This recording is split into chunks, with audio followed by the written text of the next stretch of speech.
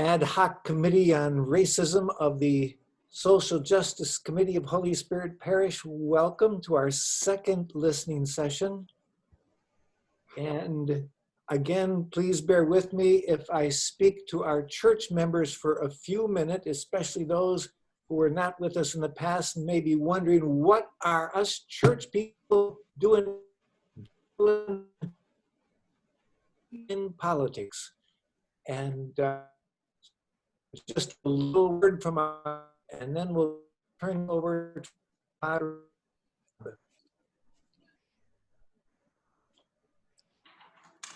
sick public for to prepare to vote. And after 30 years,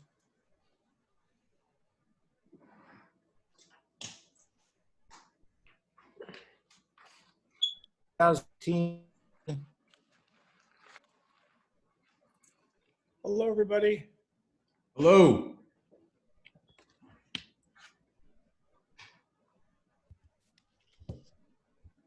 How are we doing tonight?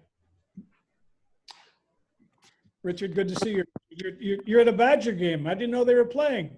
Yeah, they played just for me today. Good to see you, Rick. Thank you. Bob, Father Steve was just beginning to speak, but I think he might be having trouble with his computer. I'm sorry, Patty, who is that? Something happened. Father Steve. I was just beginning up to do my little introduction. And I just wanted to read a piece from the letter introducing this document on forming conscience as a way of addressing the question, why would we church people be involved in a political issue like racism? And bishops in their introductory letter quote,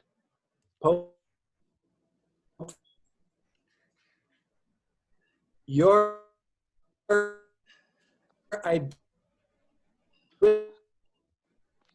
Father, we can't hear you. With him. Father, we can't hear you. You're breaking up. All right, let me try to switch my Wi-Fi connections. Hang on. Okay. Here. Hello, Donna. Hi, Bob. Hey, Donna.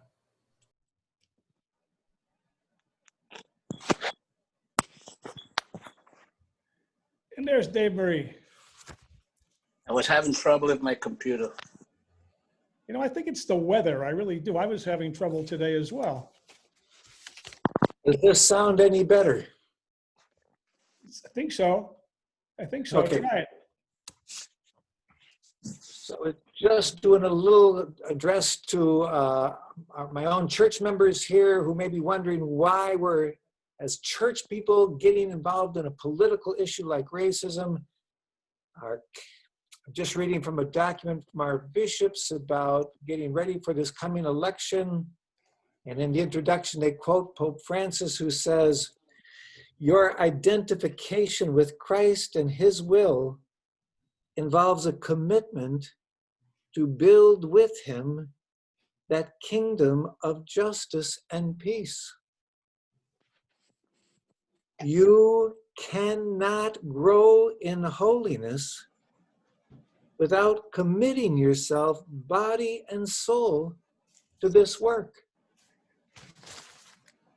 I repeat, we cannot get holy, we can't get to heaven unless we are committed body and soul to the work of justice and peace. He goes on. This work requires a firm and passionate defense of the innocent unborn, and equally sacred, the lives of those already born, the poor, the destitute, the abandoned, the underprivileged, the vulnerable, the victims of human trafficking, the victims of new forms of slavery, and the victims of any form of rejection.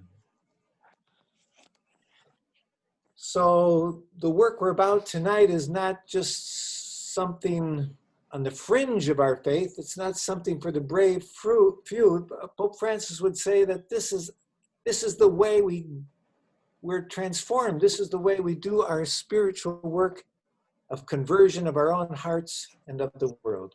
So far from something we should be worried about doing, it's something we should, as he says, body and soul commit ourselves to. With that brief word of introduction, I turn things over this evening to our moderator, Bob Walensky. Thank you very much, Father Steve. Good words to begin with, indeed. I want to thank you, Father Steve, for your support of this endeavor and for being such a good pastor at Holy Spirit. We really appreciate your presence.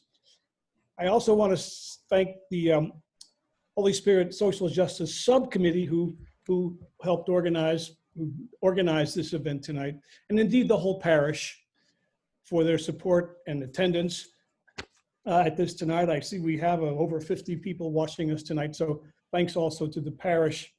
And welcome to the audience. Welcome to those 51 people. I'm sure they're not all from Holy Spirit, but great to have you folks here. And we are sure that our speakers are gonna pick up where they left off last time and help us answer some questions that we all had last time. And finally, thank you to the speakers. We have 6 of the 7 folks who were with us last time.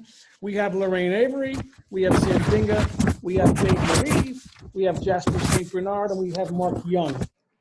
Unfortunately, David Murray couldn't be here because David has COVID-19, and I'm sure no? Yeah, I thought Father said no. David, and we all want to send out our prayers and best wishes for a speedy and full recovery for David Murray. The format last time, if you were here last time or if you watched it on delay, was each speaker spoke out alphabetically about their experiences. It's going to be a bit different tonight.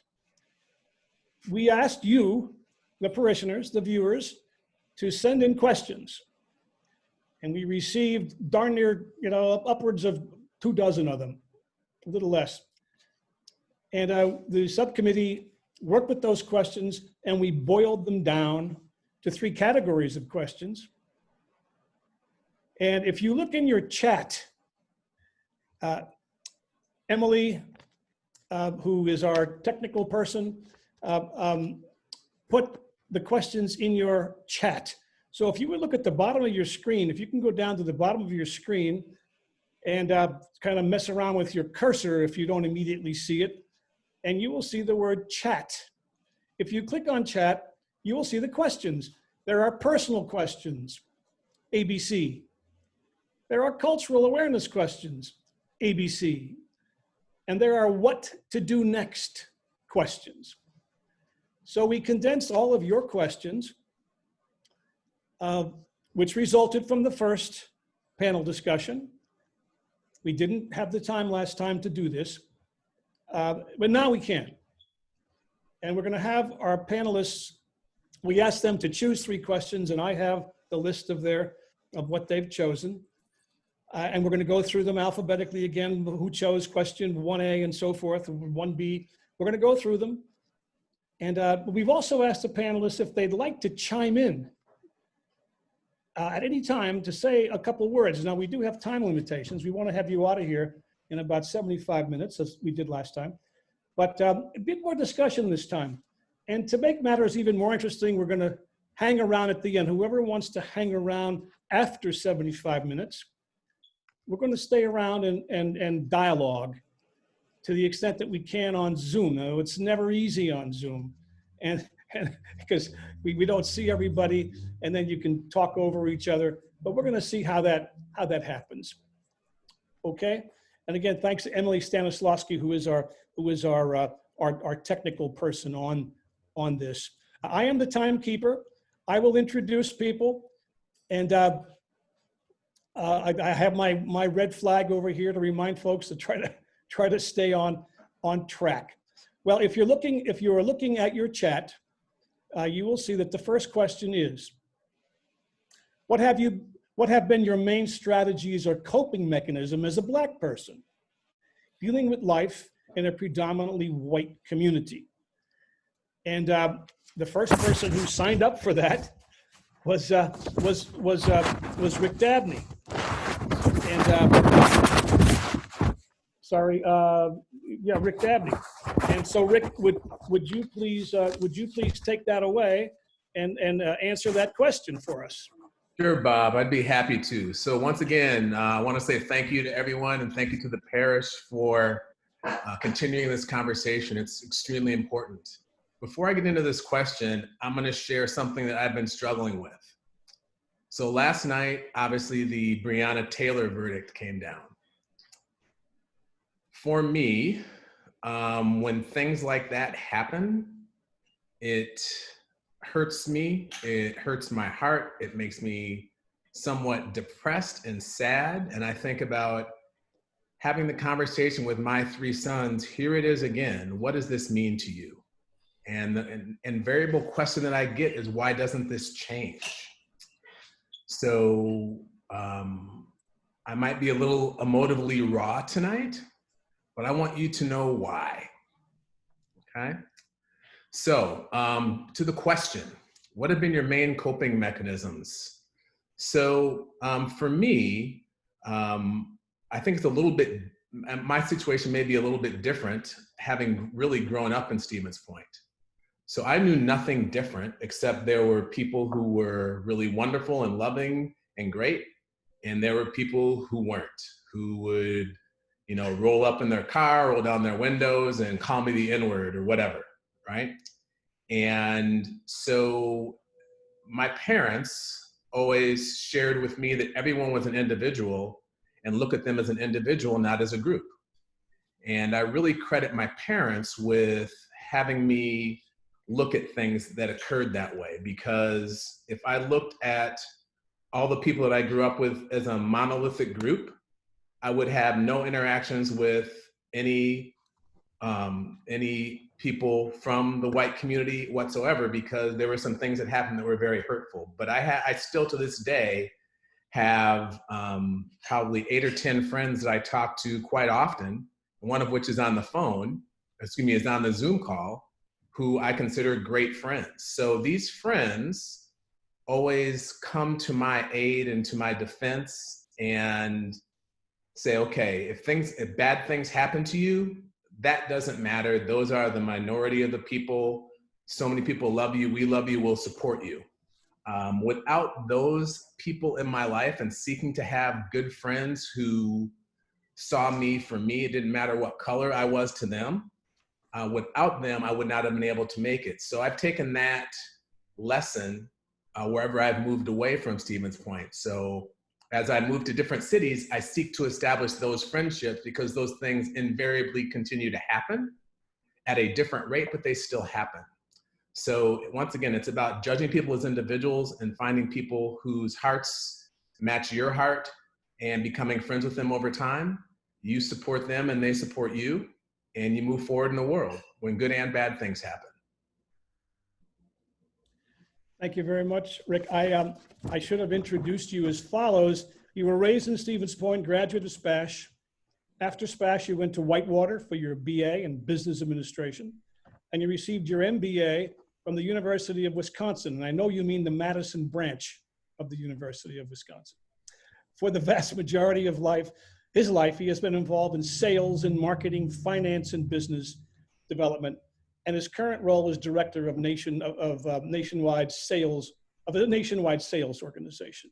His life's mantra is, "It's your day, all things are possible." Apologize for not introducing you, Rick, but I'm still new at this too. Well, another person signed up for this very question, and that was Dave Marie.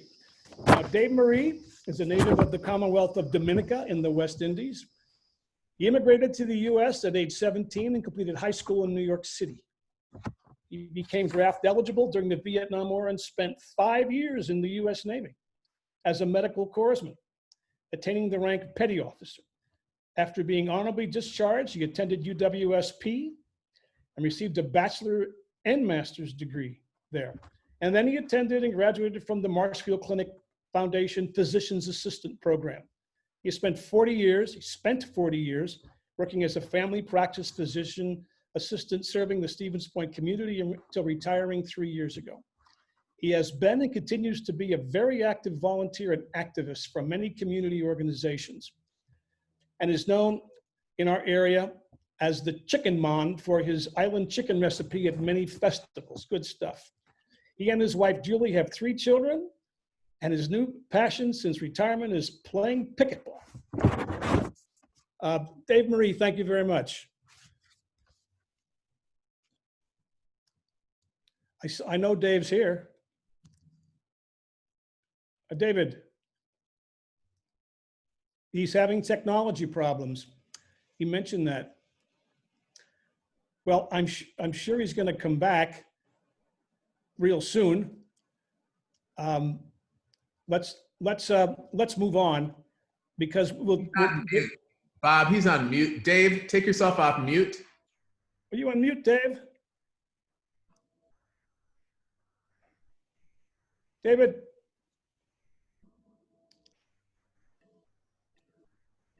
Well, listen, we've also told folks, our panelists, that if anyone would like to chime in at this point, maybe we'll, while Dave's figuring that out, we're allowing any of the panelists to say any word they want about coping mechanisms. So if any of the panelists who are present would like to do so, please do so. Well, this is Lorraine. I'll chime in since I've been in Stevens Point for about 35 years. And my coping mechanisms have been, number 1, my faith. Number 2, knowing who I am and how my parents and my family legacy brought me up.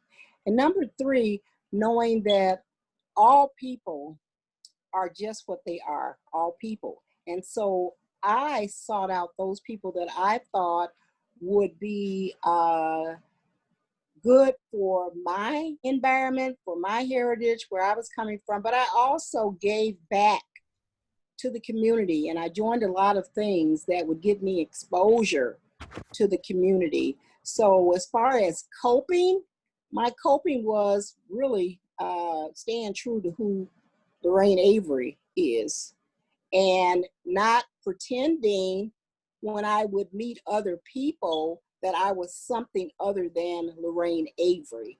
And being in the banking industry, I've had to cope with banking and just in general, being able to be a woman in the banking industry. So I've learned a whole lot of coping strategies and things of that sort that really carry you no matter where you go. And so I think it's important for people to be able to step out and be who they are, but knowing that you too have to extend the olive branch as well as accept the olive branch for those that appear to be like-minded and not so much look at the negativity, because that can surround you and that can just bring down your spirit. And I try not to do that.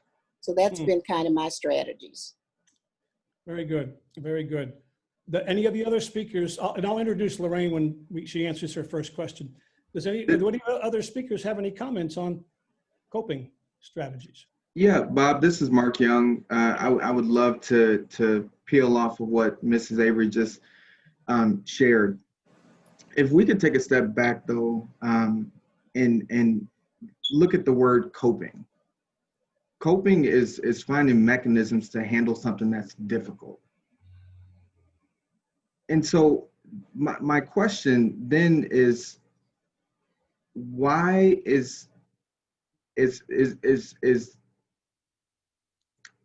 why should one have to find ways to handle living in a predominantly white community?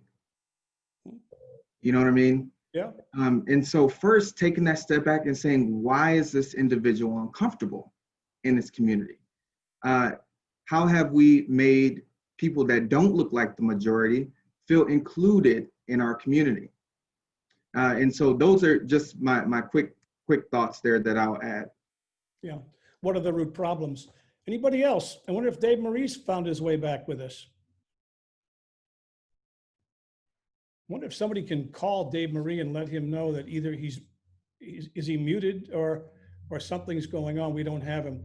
But anyone else want to comment on that? Is Sam Dingo with us?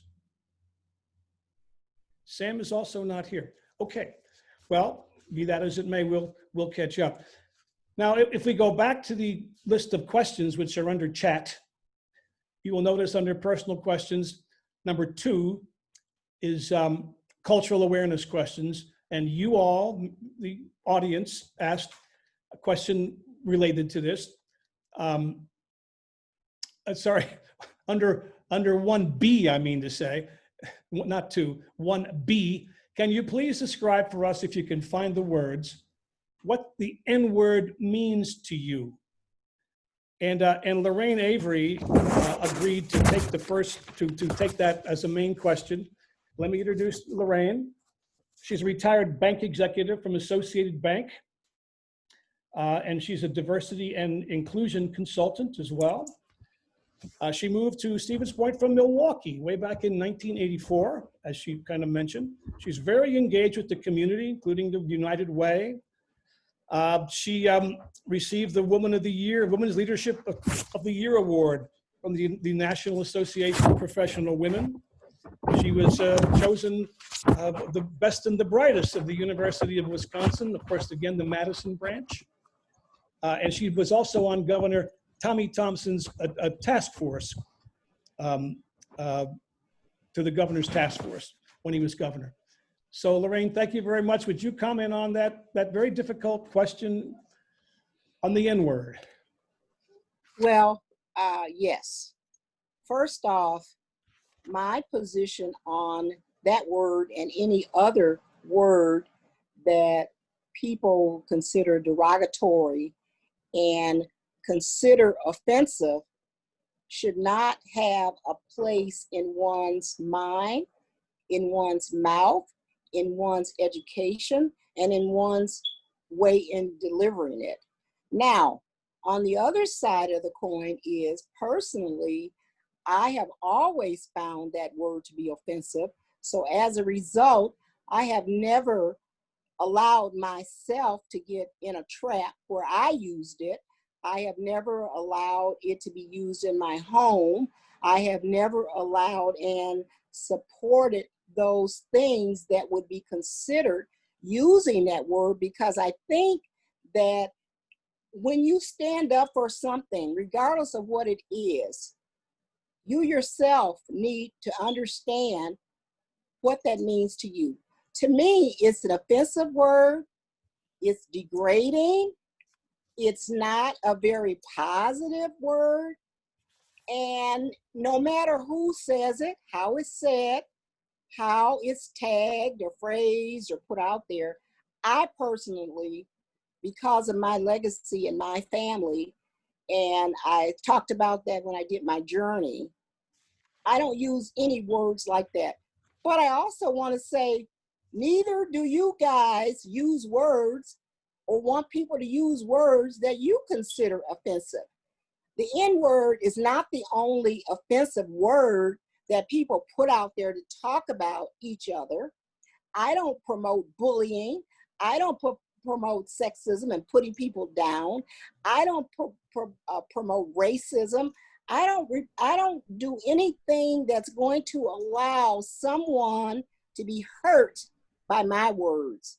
So that word, and everybody knows that word, it might mean different things, and it might be a buddy thing, and it might be whatever. But I will say, as far as in my house and in my family, we will serve by not serving up the N-word. Okay. Thank you very much. I wonder if the other panelists, now let me ask Jasper, is Jasper here? Mm-hmm. Yes. Yeah, Yes, sir. yeah, we saw Jasper. I want to be sure. And Dave Marie's still not with us, but I wonder if the other panelists might want to comment on that very difficult question. Can I go? Please, Jasper, go ahead. Yeah, so thank you for I'm glad I could be here for this too.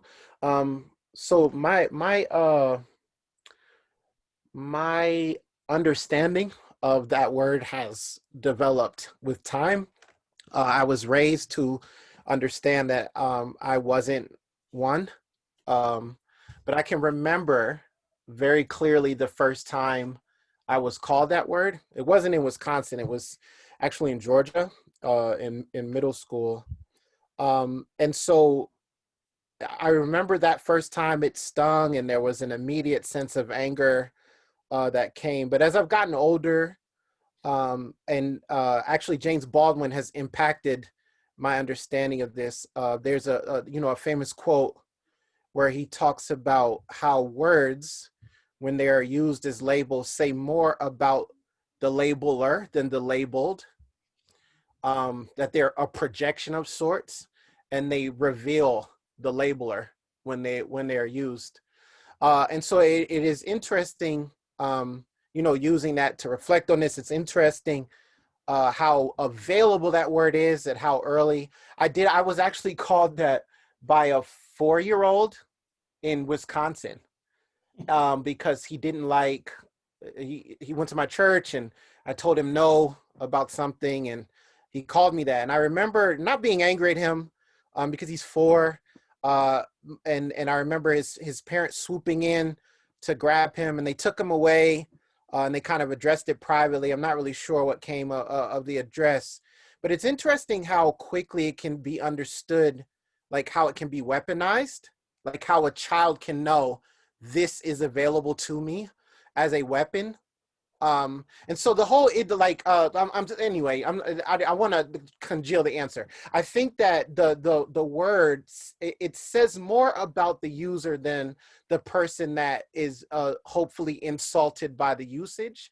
And so that's what the word it becomes an interesting test case. I think if I hear it out of the mouth of someone, it tells me more about them than it does about me. If that makes any sense. And like, Perfect. it still stings but it's not offensive in any, it's just, to think that we're still in a place where that word has viability in the mind of an individual where they think like, I'll give this a go is really sad and telling about the time in which we live. But it definitely says more about the user than me or anybody else that's being talked about. Thank you very much. That's very, very insightful. Anybody else of our speakers want to comment on this, the use of the N-word? What does it mean for you? Now, I want to remind those who've just tuned in, because we're now up to 58, 59 viewers. If you go into chat, if you click on the chat button or pick on the bottom of the screen, you will see the questions we're trying to answer. 3 different categories and 3 within those categories. So there you go. Very good. So now we come to question 1C. Hey, Bob. Yes, David. I'm back into the groove. I had some issues. Welcome back. Welcome back. Well, we want you to go into your sequence. Would you answer question 1A that you agreed to answer? It's, what have been your main strategies or coping mechanisms as a Black person dealing with life in a predominantly white community? Question 1A. Dave, let me introduce. Oh, I did introduce you. You weren't here for your introduction. You did. Yeah, okay. And I said, who is that guy? My mother would have been very proud of that. Some of the coping mechanisms I remember reading an article in Time magazine by John Lewis, the senator who passed away. And he said, you need to have an executive session with yourself. You're going to maintain the inner strength. Fortunately for me, I had some local folks who planted the seeds for me from which I blossomed. And the ones who came to mind was John Jury, Phil Hacker, and president of the university at the time was Dreyfus. And he told me that as a Black student, I was here for an educational purpose. That was about the middle of January 1970. My daily motivational routine to get away from all that stuff is I had a picture of Martin Luther King on my desk for 40 years and 10 months. And I would say to myself, if it wasn't for you, I would not be here in Stevens Point. And I had a step higher than the average person because as a minority student, because my boss in the Navy, a local urologist, brought me to Stevens Point. So he sort of paved the way for me, and I did not have to go for the trenches like a lot of the African American students or some of the Africans had. And I recall way back, old school, they said you never kick a person while they are down.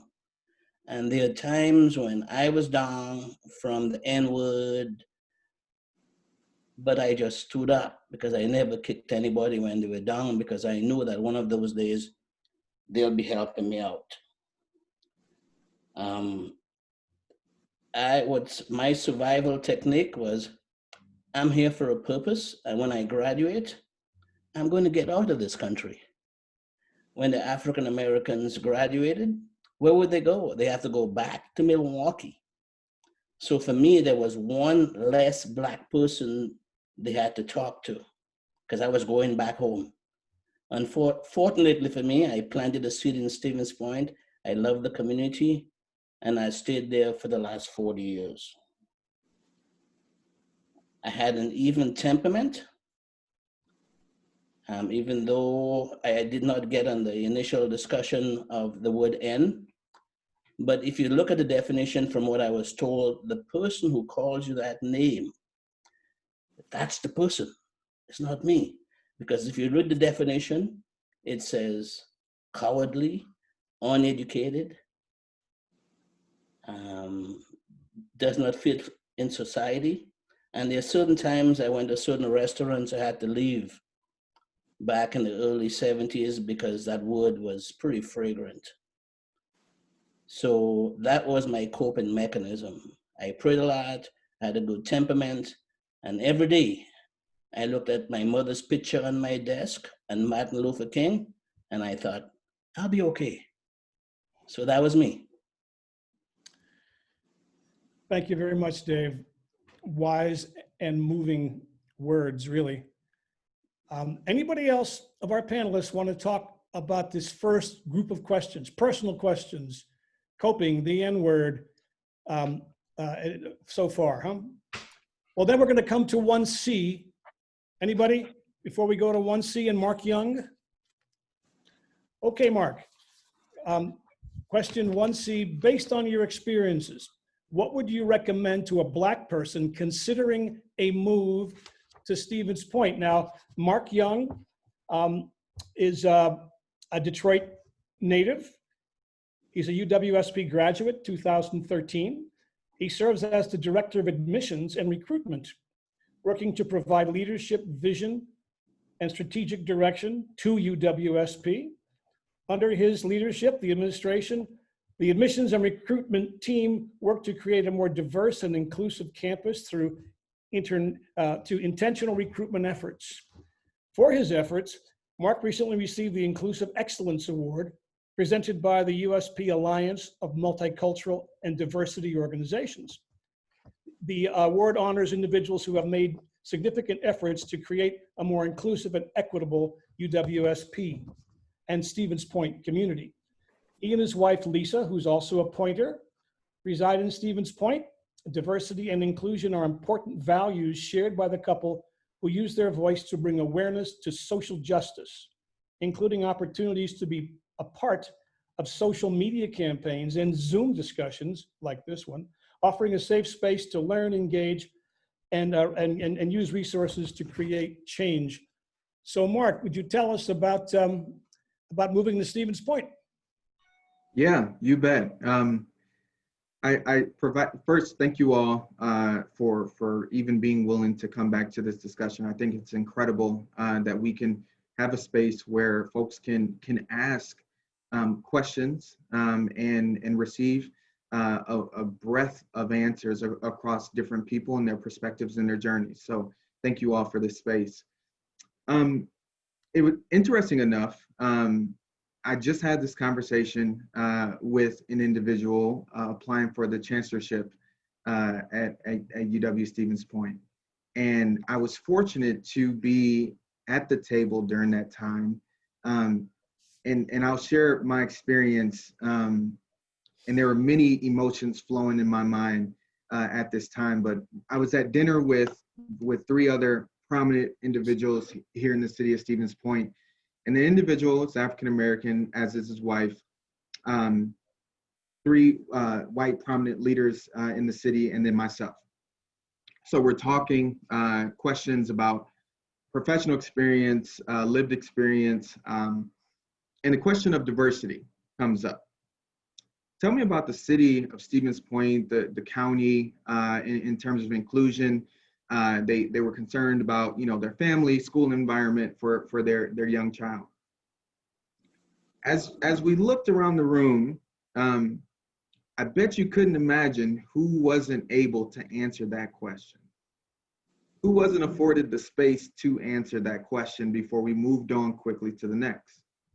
We got 3 perspectives from 3 different people who are long-term Stevens Pointers, but from the only person who could speak from a minority perspective or a Black perspective, wasn't offered the space before we jump to the next question.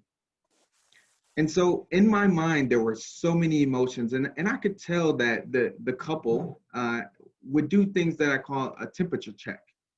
As they listened intently, they would look at me, engage my body language. And as I understood that, I made sure that my body language didn't give off any negative implications based on my emotions that I was feeling. But as we finished up dinner, I was responsible for the check, and it seems like it had just worked out perfectly. And I don't know if this was planned or what, but the other gentleman had left the table, and there I sat with the candidate and his partner.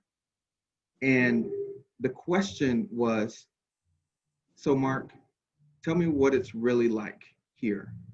Because there was this imagery painted of Stevens Point, and I'm a firm believer in someone's perspective is their reality, and it is their truth. They know what they know, what they know. But they know what they know almost to a default. And sometimes, especially if we're not willing to listen empathetically or take an opportunity to step in someone's shoes or understand their story, then you may only know and believe what you've seen in your lifetime. And so we had an honest conversation, and I shared my experiences. And my experiences here at Stevens Point, for the most part, have been fantastic.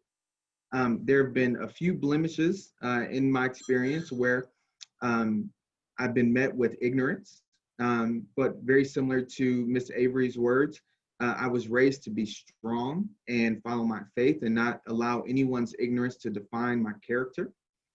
However, there are folks who may not have as strong of an upbringing, or who may not be as mild-mannered and may react to those type of outbursts or outrage or insensitive language.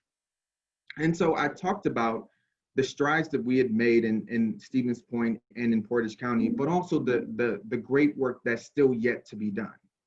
And knowing that we have not arrived at a space where everyone, and I say that speaking for myself, or where I feel comfortable 24/7. But I do know that we are taking strides, and I am being a part of that change. And that's been my charge to any one individual who is looking to move to Stevens Point, white, black, brown, yellow, or green, is that if you are to come here, I expect you to be involved, engaged, and be a part of the change. Very good. Wonderful, wonderful words. I wonder if any of our other panelists would like to speak about recommending a move to Stevens Point. Nope. Okay. Dave, are you ready, Dave? I'll be honest. Go ahead.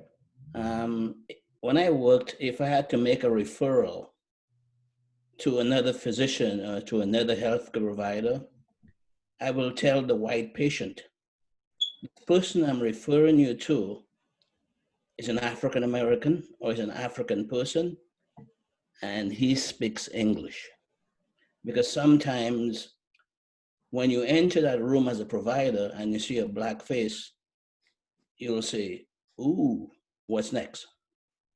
So I always preface my recommendation. There's an African American, there's an African, because from my experience going to school in Stevens Point, I was treated a little much better than the African American student, because as I said, they thought I was going back home. But I fooled a lot of them. I never went back home, and I love Stevens Point.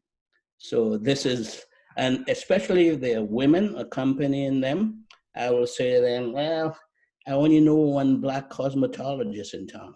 So you might have to go to Milwaukee to get your hair cut. And for years, people knew when I left town. They said, I noticed that you were in Madison. I go, how did you know? Well, you have a haircut. So that was my honest appraisal. Very good. Anyone else before we move on to the second set of questions? Okay, cultural awareness questions. Again, for those who have just tuned in, we are up to 60 some. If you go to chat at the bottom of your screen and click on chat, you will see these questions. And by the way, we are recording this. This is being recorded. It'll be on the campus, not the campus, the parish website, and you can watch this whenever you like. When it's done, it'll be a while before it's up, I understand. Now, cultural awareness questions, category 2. Our parishioners and other listeners sent questions related to cultural awareness, and it boiled down to these 3.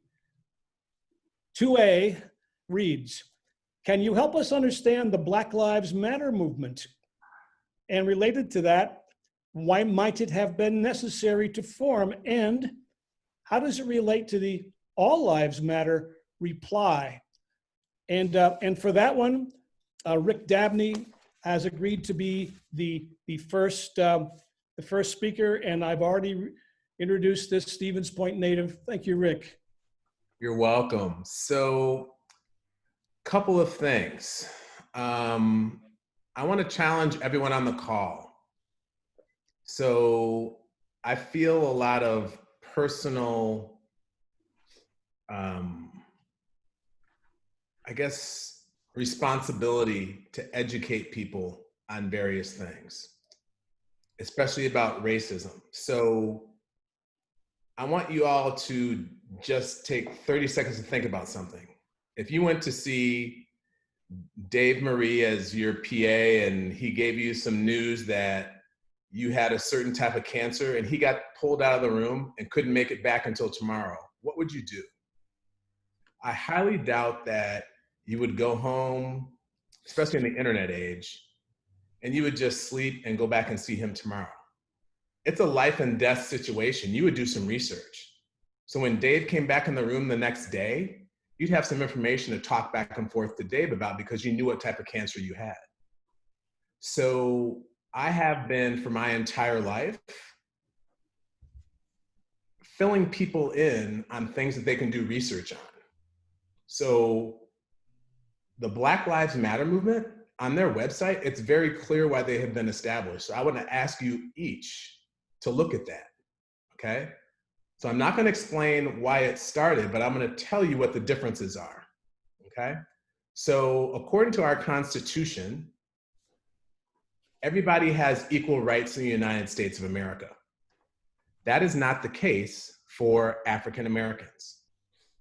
Okay, we are treated differently. We are killed at the hands of police officers 2.5 to 3 times the rate of white people, both men and women. And the question is, why is that? So that's one of the things that the Black Lives Matter movement speaks up about. So that's why it was necessary to form, because there's a situation of improper treatment of people who are supposed to be equal citizens. So just from that standpoint alone is enough to say you need something different. Now, the All Lives Matter reply. I'm going to go halfway there. And I'm also going to rope in Blue Lives Matter because that's a big thing that I hear in Texas. So my question to you, and I want some answers from the audience. How many people do you know whose skin is blue? No one. Unless you're watching Avatar, I don't know any. So to say Blue Lives Matter is a choice, that's a choice that people make. They want to be a police officer. They tend to wear blue. So to say Blue Lives Matter is something that you can take off and no one has to know when you're not working. My skin is black. I love my black skin. It is on me 24/7. I can't take it off. So for those of you who think that, you know, or if anyone thinks that Blue Lives Matter or All Lives Matter is a thing, it has nothing to do with being treated in an inappropriate basis and being discriminated against. It's a way to say, you know what? I'm uncomfortable with the fact that Black people might be treated differently, and I don't want to deal with that. So I'm gonna say all lives matter, and I'm gonna put it back on you, the African-American person, to explain to me, if you choose to, how that's different. And I really don't wanna hear it, so I'm gonna put this all lives matter thing out there for you to deal with before I even listen. So I think it's a smokescreen for people who are uncomfortable with the fact that things that they may have believed their entire life might be questioned. And that obviously is just my opinion. So those are my thoughts on that question. Mark Young also signed up for this. And Jasper, I want you to jump in whenever you like, because we don't have you in three categories, but I'll introduce you next time you speak. However, Mark Young also signed up for this question. Hey, Bob, I want to yield my time to Jasper. I'm interested. Well, let me introduce Jasper. Jasper St. Bernard is married with 2 children, Caleb, 15, and is it Chaley, 13. Did I say that right? You did. The family lived in central Wisconsin from 2008 to 2017. He graduated from UWSP with degrees in communication and philosophy. The family moved in 2017 to so that he could pursue a doctoral degree in philosophy at the University of Memphis. He included in his biographical sketch the following words: "I love the Lord Jesus and believe in him as our only chance at harmony." So Jasper, please, if you would address that question, and again, welcome back. Yeah, thanks. So one thing that I am appreciative of and sensitive to is history. I think it's cliche, but it is important to remember. We love quotes like, if we don't know the past, we're doomed to repeat it. Like and we value history as Americans. Generally, I'm speaking in generalities, but like we tend to value history, except when it comes to like race.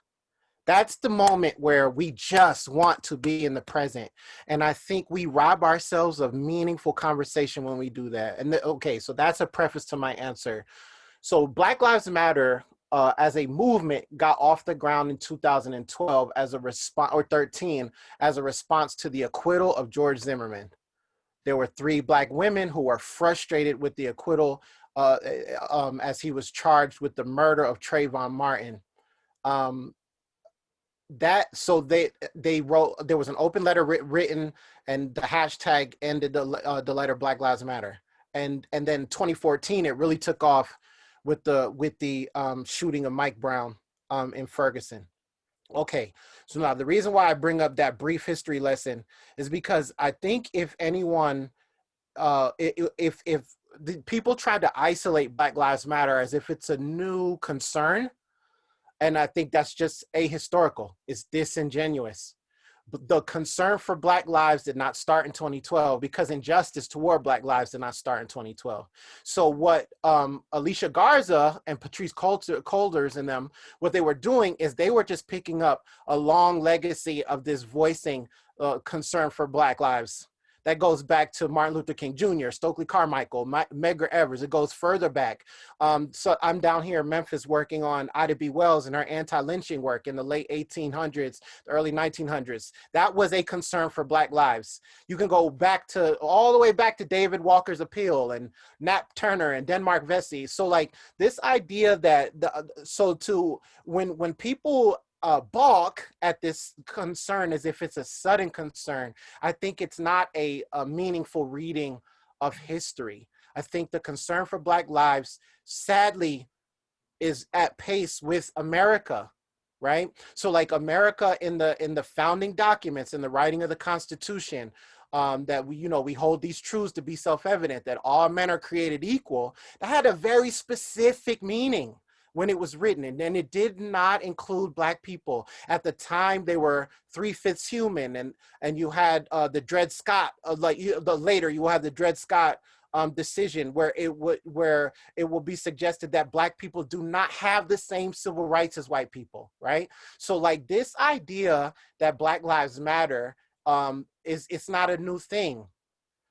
Okay, so now it goes way back, and it should be treated as such. It can't just be disabused by just like all lives matter. And a quick note on all lives matter. I think all lives matter, the articulation of it speaks to its disingenuousness. And this is what I mean. If all lives mattered, then Black lives would register. They would. The fact that all lives matter is used as a retort to Black Lives Matter suggests that the person using all lives matter doesn't even believe that, because that shouldn't be the response to Black Lives Matter. Black Lives Matter is that, and it's a shame that, we have to keep rehearsing this. So it's not Black Lives Matter only. It's not all that matters are Black lives. It's just Black Lives Matter. And if one believed that all lives truly mattered, then Black lives would fold under the umbrella. The sad truth of American history is that Black lives have not mattered in any legal way until maybe one could argue. I mean, okay, so I'll be quick. I think when you look at, but no, I see it. I think this is the last thing I'll say. I think if you look at, if Black lives always mattered, we wouldn't need a 1964 Civil Rights Act. We wouldn't need Voting Rights Act. Well, we wouldn't need, Brown versus Board of Education. All these things along the way suggested that Black lives were not registering as meaningful, and if they were, we would not need it. So it's upside down to say Black lives have always mattered, because if that was the case, then our legal history in America is super confusing. And so all lives matter, if it were true, it would just be one would hear Black Lives Matter and they would say amen. Yeah, excellent points about those mid 1960s civil rights and voting rights acts. Mark, did you want to say a quick word on that one? I mean, if you can, it's a big subject. My goodness. The quick word is amen. I don't know if I will do myself or this group justice by following up. The only point that I may add, Bob, very quickly is I hear a rebuttal that attaches the organization and other agenda items that may be being pushed forward, being associated with the statement or the movement in itself. So detaching the statement as truth from the organization, I think is going to be imperative for us to really understand. Because if you don't agree with the organization and all that they stand for, I understand that. But that does not negate the fact that Black Lives Matter is a true statement. Yeah. And even if the rebuttal is all lives matter, then yes, Black Lives Matter. Yeah, good points. Way to separate those two things out. Well, the next question we have is 2B. What factors, if you again click on chat, because I notice we're growing in viewers. If If you click on chat, you will see these questions. We're on 2B. What factors, social, cultural, historical, do you think caused your prejudicial experiences in Stevens Point, which you talked about last time? And only one person actually signed up for that, and that was Dave Marie. And then again, we can chime in. So Dave, would you speak first, please?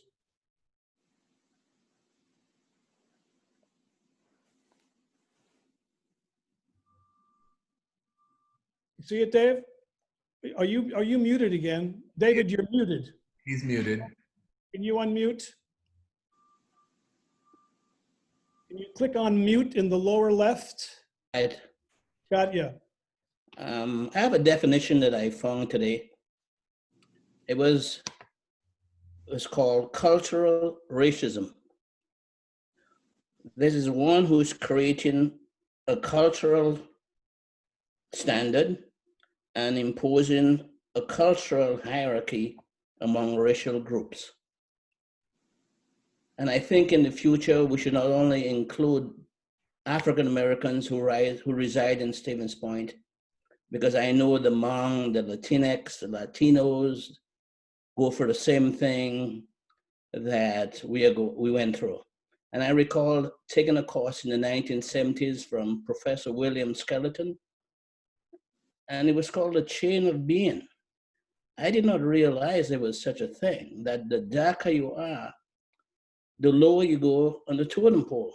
So I assume that if Black folks were going through the same thing now and at that time, that the Hmong and the Hispanics are going for the same thing. I recall going to school where the African students thought, as part of cultural hierarchy and racism, that they were better. They were better than the African Americans, because they would say, "Oh, my father was a king in Africa." The guy from Milwaukee or Madison, his father was not a king. He was like my mom. She was a domestic. And when you graduate from UWSP, I'm not going back to Africa. I'm going back to Milwaukee to kick butt. So I think this cultural hierarchy was part of this.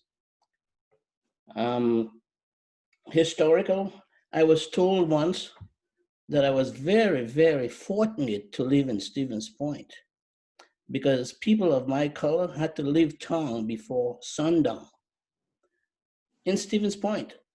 Well, I was told that Stevens Point was not a sundown town, but I know Oconomowoc and certain areas of Milwaukee were sundown towns. That means I could be a domestic like my mother was, but when time came, unless she had special permission, she had to leave town at sundown. The proximity to Appleton, I was appalled by Appleton was a sundown town. And certain towns between Stevens Point and Appleton were sundown towns. And I was told that certain areas of Stevens Point were sundown town. But out of respect, I am not going to say where those places are. I was told when I came here, I should not live in a certain section of town because of a strong contingent of Polish folks. And I thought those folks were very receptive to me because they had gone through a lot of what I went through. I've had stories from some people at the university. They were professors, they were educated, and they tried to buy certain houses historically in Stevens Point. And they were told, "I'm sorry, the house is taken." And what I thought was very unique, that the people who turned them down, they were Roman Catholics. And the Archbishop of Washington, D.C. told John Lewis and Martin Luther King back in the day historically that they have to tone what they want down. Be nice boys. You know, historically, I remember a guy kept on calling me Sam. I go, shoot, my name is not Sam. My name is Dave. And historically, Sambo meant the little person from Alabama with 10 little toes and 10 eyes. So historically, all that stuff has been sitting around. One person would always say to me, that you're a good boy. Historically, in Stevens Point. I was older than that person. I was a 6-year veteran for the United States Navy and insisted in calling me a boy, which is more of subservience. So some of those things have been around for years. And I would hope with Mark Young's experience, he will not go through some of the things that I went through. Things are better, but it's always, you got to watch your back. You got to make good friends. So historically, the tongue has been good to me, but there are still things that needs to be corrected. I hope I answered this as I should. Very good. Very Dave. good, Dave. Very Very good.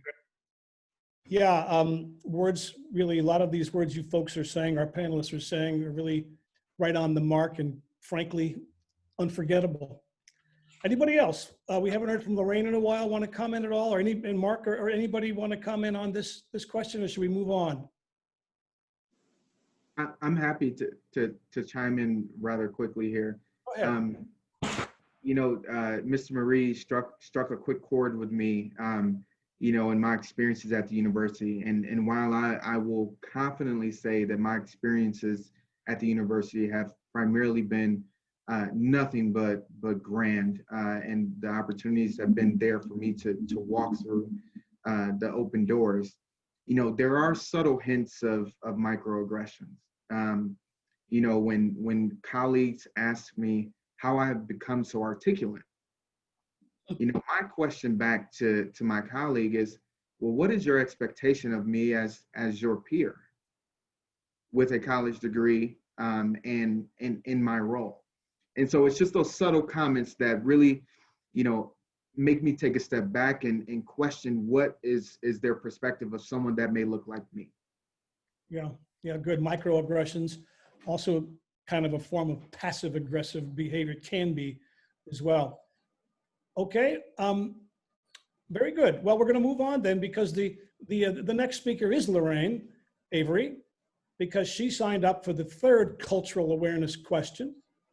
And that question reads, why did you decide to, quote, come to the table and speak about the prejudices that you have experienced, Stephen's point, as Lorraine did so well last time and earlier today as well. So Lorraine, would you talk about that? Well, the reason is because someone reached out to me and said, would you like to be part of this? And would you like to respond? Do you have anything to share? And that was my invitation to say yes, because just as this community has reached out to me for so many different things in so many aspects and have wanted me to participate and be involved and be engaged and to salute the efforts of the community, well, why would I not want to come to the table when there's something as valuable as racism and what's going on?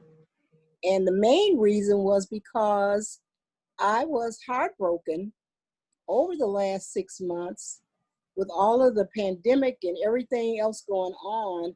I was brokenhearted when the racial tensions and divides started to get so ugly, and people were raising heads that perhaps had been hidden before. And I was so hurt when my children and my grandchildren started talking to me and coming to me and sharing things with me that I thought, and I don't think I had been closing my eyes, or I don't think I had blinders on, but I guess because I went through so much and so much turmoil in the 60s, in the 70s, in the 80s, in the 90s, et cetera, and seeing all of the stuff, had educational opportunities with my children, whatever, I certainly thought that by 2020, the 21st century, that I wouldn't be hearing these things from my children and my grandchildren. And it really brought me to my knees. And so I said, I need to come to the table because I need to share that we've got to get better. All of us have got to get better. And that means speaking out when it's not comfortable for us to do so. And that's why I'm here at the table. This is not comfortable for me, but I must do it. And I must do it, and I must tell the truth. And I must share the pain. This is not anything that's funny or laughable or going back home and having a great old time. These are hurtful scars that when my children shared with me that there are some things that happen to them in this community, and they're now adults that still traumatize them. I had to come to the table. I could not be silent, and that's why. I think that word trauma has to be underlined very much so. So thank you, Lorraine. Anybody else want to talk about that coming to the table? Yeah, I'll chime in here really quickly. When I learned of this opportunity, I always take a pause before agreeing to do something because I want to process it and understand the risk associated with coming and sharing my experience. And even that, you know, it's troublesome to me that I have to stop and say, what are the implications if I share my true experience with a community, with folks in the community that I have to live and you know, share space with, especially colleagues at the university who could, you know, see my lived experiences and maybe look at me differently. However, what really encouraged me to come and share my experiences and even come back is the opportunity to be in front of a group that I normally wouldn't be able to penetrate on this subject matter. And reaching a group of people with open ears and hopefully open hearts, and a group of people that we share a common thread in me personally in my faith. And so really capitalizing on the opportunity to jump into a space that I normally wouldn't be able to penetrate and share my experience and hoping that, you know, anything that I say, if it's just one thing, you know, helps someone see beyond their own lived experiences. Very, very good. Very good. Anyone else? Are we ready to move on to the third set of questions? Move on. Are we ready to move on to the third set of questions? I came to the table. Uh, This situation reminded me of a poem that I read years ago by Langston Hughes. What happens to a raisin in the sun? Does it fester like a sore, or does it explode? And I didn't want to explode. I have festered like a sore, so I came to the table to tell my story. Yep. Right on, David. And you know, there is this post-traumatic stress idea, which reference to what Lorraine was talking about. You can tell from David's comments, other comments, that the trauma, you know, it festers, right? I mean, it can fester unless you have mechanisms, unless you have friends, unless you have whatever it takes, because trauma often doesn't go away. And living as a Black person in this society where Black lives have really not mattered is traumatic. And we know what post-traumatic stress syndrome is. Well, moving along, not enough about that, but it's a whole other this topic. We have the next group of questions, which are questions, third category. Again, they're on chat. What to do next questions. A lot of you wanted to know in your questions from our first session, what to do next. And so here are the three categories that you wanted the panelists to address. Question 3A is has to do with local institutions. What local institutions, do you have any specific suggestions of how they can address, how they can function to help us solve problems?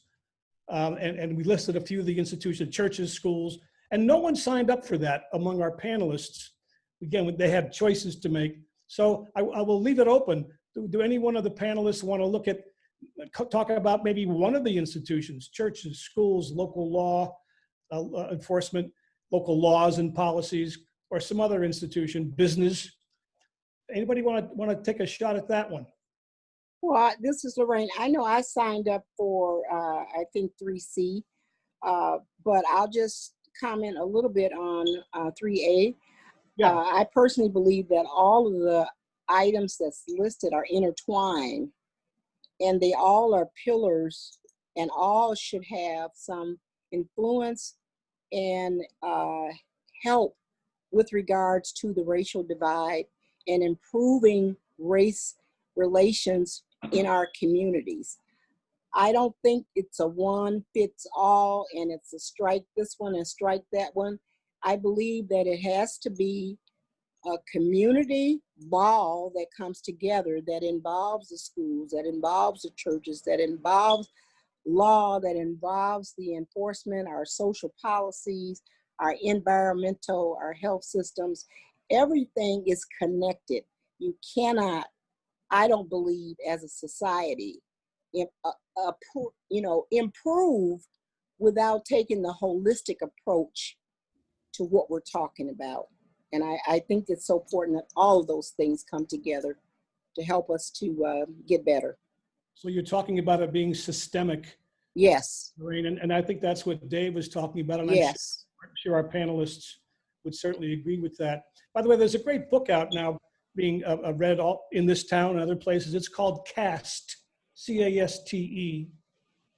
Isabel Morrison. It's really a fantastic book, and I recommend it because it does talk about what Christians often refer to as social sin or structural sin, about how systems, it would be really nice to treat your slaves a little better, or nice to treat your child laborers a little better.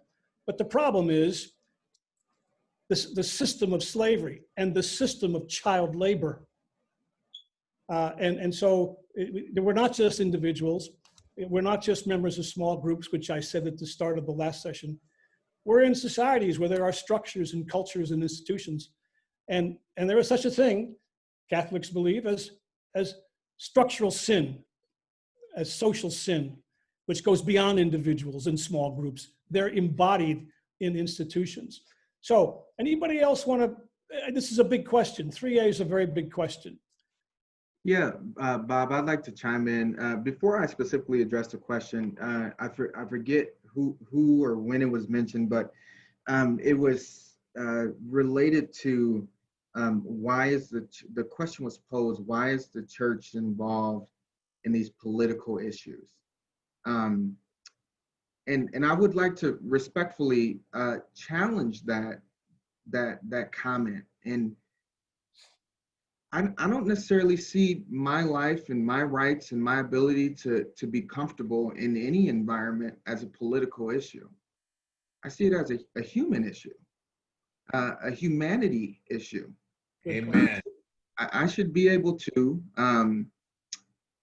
my wife should feel comfortable with me leaving the house and not having to check in with text messages at every destination to know that I made it safe.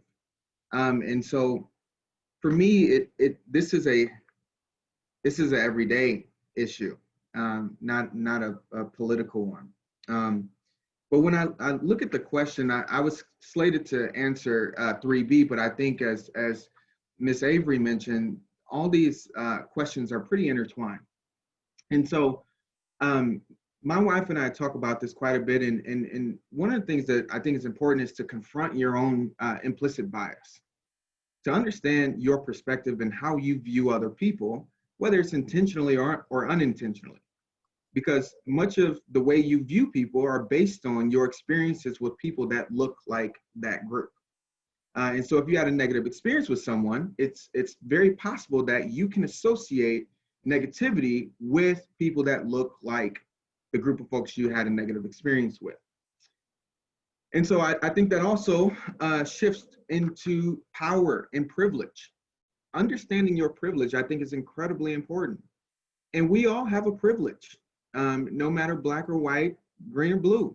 we have a privilege of some sort. As a Black, straight male who is a Christian of a dominant faith, those are considered privileges. And so I think it's important to understand that. I also think it's important to have accountability, whether that's within yourself or your circle of influence. And so if you hear things that challenge your thought and challenge you to your core, then pose a question back to gather an understanding of why they've arrived at that thought pattern. And so I think that's important. And the last thing that I'll say before I shut up here is to actively listen.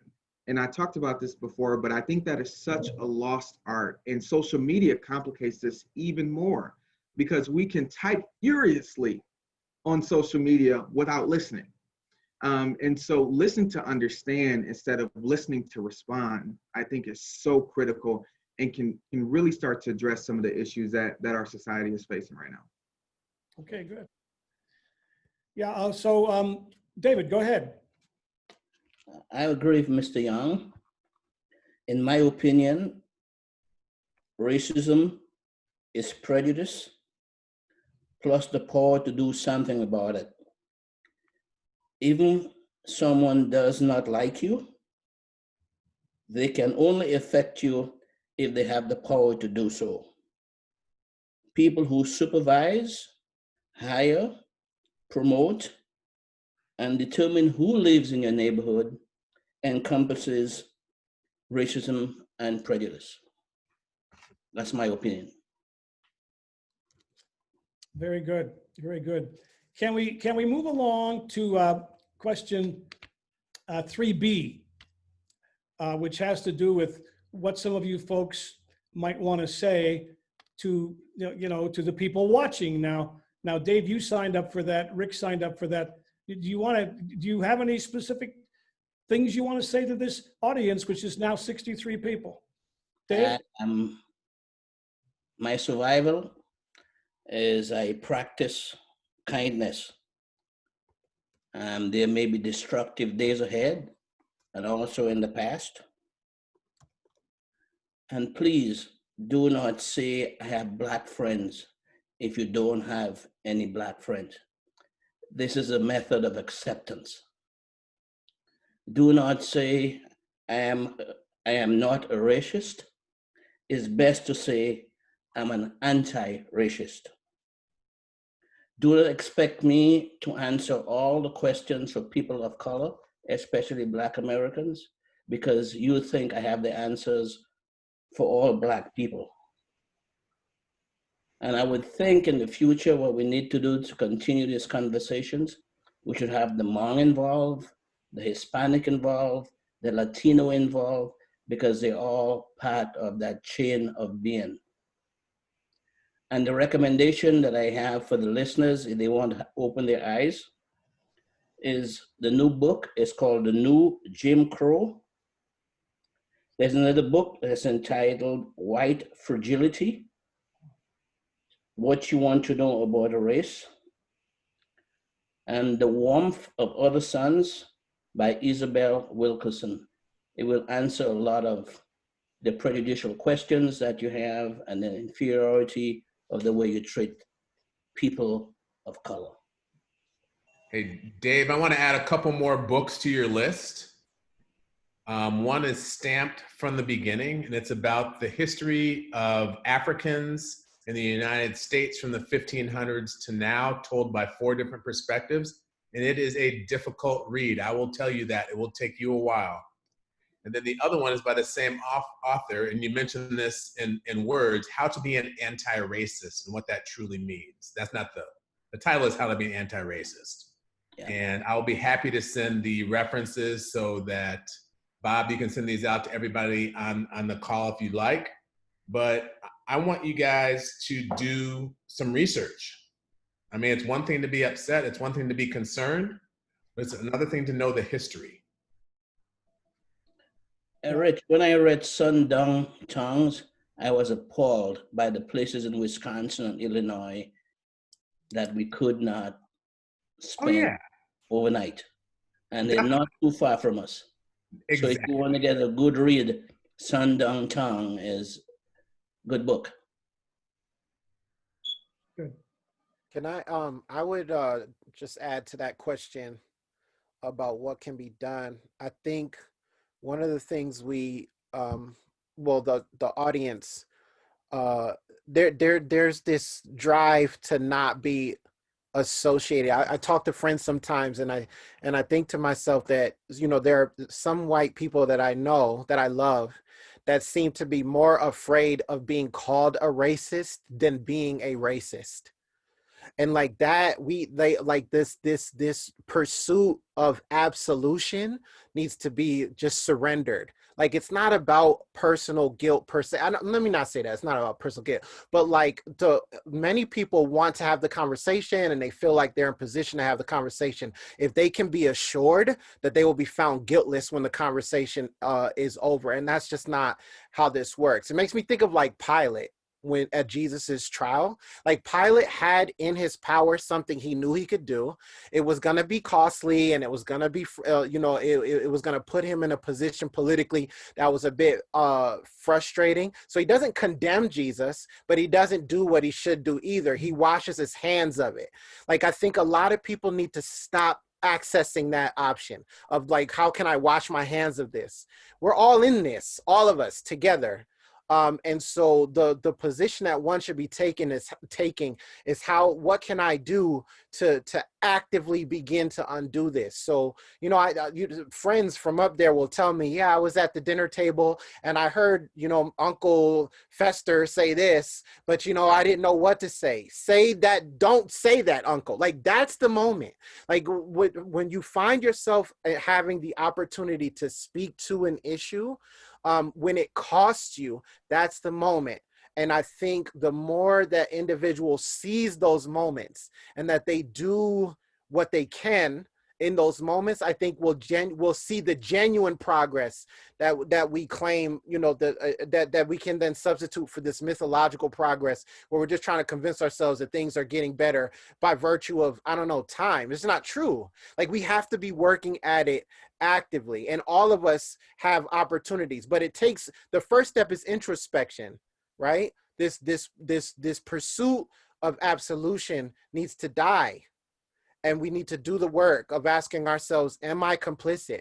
And then what can I do to undo it? The reading is great. I'm not discounting the books at all, but one can read those books and then count it as merit when they're done, as if they've fought the good fight by reading White Fragility. And that's just not the case. Read it, study, learn. I mean, I'd be like, history is important and all that. But if we're not doing this washing of our hands with the hope that we will not be included, and it's those bad people out there, that has to go. Very good. Look, given the hour, and I want to tell the audience that there'll be no extra charge for any time over the 75 minutes. We're happy to give you this other time free. Seriously, can we move to 3C, which is we asked what, again, one of our, more than one of our parishioners sent this question in. What nonprofit organization or organizations would you recommend as important in the effort to address systemic racism and unjust policies? And Lorraine, Rick, and Mark Young signed up for that. So Lorraine, would you address 3C? Sure. Let me start out by saying we have an excellent quality of life, wonderful, wonderful community. And when we talk about the nonprofits and different, there are so many nonprofits that's doing great, great things with regards to our community. CAP Services, as an example, has been doing many, many things throughout decades that talks about education, racism, and so on and so forth. And I had said to Bob, I wanted to make sure that this part would not be a conflict of interest for me, because I will say that Marge Coker Nelson and Dory Jury and myself, and with Marge as being the visionary, came together some months ago when everything started to happen. And we created through the Community Foundation of Portage County a new fund called Inclusivity Starts with the Kids. And what this fund is that we truly believe that inclusivity does start with the children. And you've been talking about books and how to educate and how to get the resources so people can learn and get a handle on it themselves. So what this does is it's a grassroots effort that starts with getting the books into the school systems through all the grades, but more specifically looking at the younger grades. We know the third grade education, we know the third graders, and we know all of that and how impressionable young people can be. So if we can get the grants, which is what our role is getting the funding so that we can provide with the librarians in the schools coming to us to request money specifically so that we can start talking to our children at all levels about the differences such as discrimination and racism. And we've taken on this charge, and I can tell you that there's been so many people in this community that have helped us, and I'm going to put a appeal out here that everybody can join us because $50 each or whatever will help us with at least 3 books. So whatever you have is really great, but it's through the Community Foundation, which is a 501(c), but it is providing an educational source in all of the public, private, parochial schools as they come to request dollars to buy the books. And I want to really put that out there and tell you, I like action. I don't like just talking about stuff. So when this came up, I wanted to help in any way I can because I think it does start with our children. And you are taking donations right now for this? Yes, new yes. fund within the Community Foundation. Okay, Yes. Great. Let's put it out there. Okay, second speaker here is Rick Dabney. Rick, nonprofits. Thank you so much. First of all, Lorraine, that is awesome. And please post where I can donate to the organization. I would greatly appreciate that. Absolutely. So, in answering the question, I'm going to go a little circuitously in that as I've been on my spiritual journey, my favorite minister said one thing to me 20 years ago that still sticks in my head. Tithe to where you're spiritually enriched. So as I've gotten older, I just have, my credit card billed every month to the things that spiritually enrich me and enrich others. So I'm going to share 3 of them with you. One of the not-for-profits is the Southern Poverty Law Center. So they have 3 goals. One is fighting hate. So they monitor hate groups around the country and they report their activities to law officials. One of the other things they do is called teaching tolerance. They provide free resources to educators, teachers, administrators, counselors, and other practitioners who work with children from kindergarten through high school. They also have an initiative called Seeking Justice. They have lawyers and advocates who are focused on impacting litigation and implementing laws that affect positively children's rights, economic justice, immigrant justice, LGBTQ rights, voting rights, and criminal justice reform. And we all have heard a lot about the voting rights these days and how they are making it very difficult for people to vote. That's one. The second one is the Equal Justice Initiative. I'm sure a lot of you have seen the movie Just Mercy. This is the not-for-profit that got that person out of prison, okay? The contributions you make help to end incorrect mass incarceration and punishment in the US, and it challenges racial and social and economic injustice and protects basic human rights for those who are not well represented. And the last one I want to talk about is the HBCU Foundation. All right, so all I can offer is a dinner somewhere in Stevens Point to the first person who is not an African American who can tell me what HBCU stands for, and then I'll tell you what this is.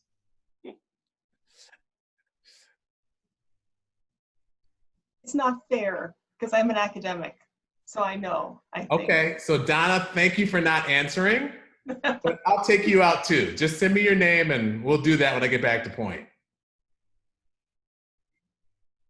I think it's Historically Black colleges and universities.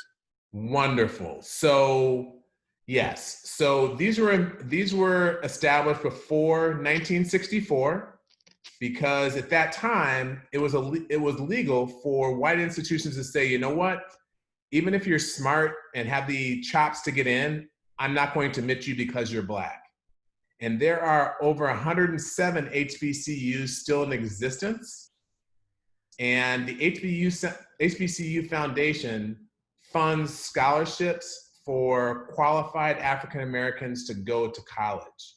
As we have more people who are educated, these things can be eradicated.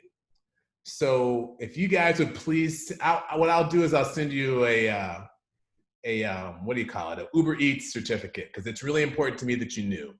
So please send me your email address and I will send that to you, okay? Just send it to me and we'll get it out there, Rick. Okay, Bob, we'll do. We'll get it out there with some other important information that's come along. Well, our final speaker here is Mark Young on this nonprofit topic. Mark? So Bob, I sent you the wrong answer. I was never really good at test taking, so forgive me. But my wife and I have pulled together a number of resources, and so I will share a link with you, Bob. And it offers books to read, not only for adults, learning adults, but also adolescents, and how to have the conversation, as we see in the chat, that inclusivity starts with kids, and so. How to have that conversation in your home. It also offers movies as well, because I'm not much of a book reader. If I can't get it on audio, you better show it to me on video, because I'm not a reader. There also is ways to support in different organizations that are listed, and they're all clickable links, and as well as podcasts to listen to, and even activists if you're on social media to follow. So I will share that link with you, Bob, so people can visit and pursue the resources as they choose to. We'll get it out there. Yeah, these nonprofits are, of course, very important. They're between the state, the government, and the individual. I mean, they're the way individuals get organized and address things, and that's really important part of what's often called civic or civil society. Well, look, this has been fantastic. I'm sure that our audience is greatly educated and enlightened by your comments. We had recommendations tonight to do the same sort of a presentation regarding Hispanics in Stevens Point, Native Americans, and I might even add Vietnamese in Stevens Point. And this subcommittee, we've talked about this. We haven't made any final plans to do this. But now there's one more, Pat Durkol is now going to wrap this up and just talk for a few, 2 minutes about the evaluation we'd like to get from you. And then we're gonna stay around. And people who are, listening, we still have 63 people here. You can unmute yourself.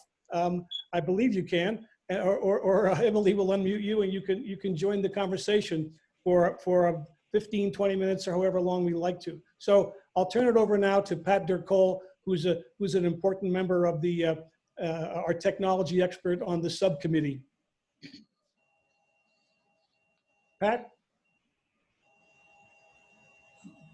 Is Pat still with us? Yes, she is. Maybe she's muted. No, it doesn't look like it.